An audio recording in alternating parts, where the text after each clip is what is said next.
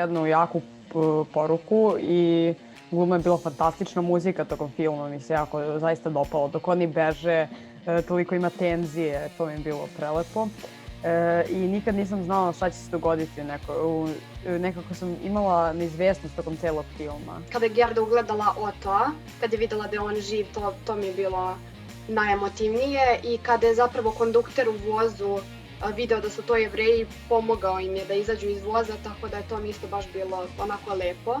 Ima tu neku svoju težinu, o samim tom da deca nisu kriva za rat, da njih ne trebamo mešati ni u šta, da samo zato što smo različiti ne znači da smo neprijatelji. Ali on je dečko koji je bio u stvari nemački vojnik, koji je deci pomagao.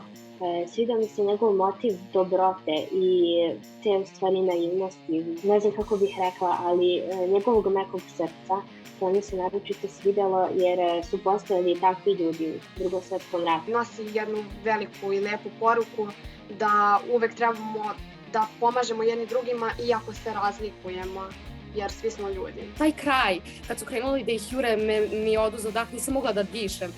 Mnogo sam se nekako preplašila i uživela u film i nekako kao da sam bila na neki način tamo. Mnogo mi se svidelo. Toliko je gluma bila perfektna, toliko sam se uživala kako one su, mislim dobro, tu su negde isto tako deca, ali kako sam to odglumila i začarala, to je zaista, da nije bila tako dobra gluma, sigurno ne bi ni bio toliko uspešan film.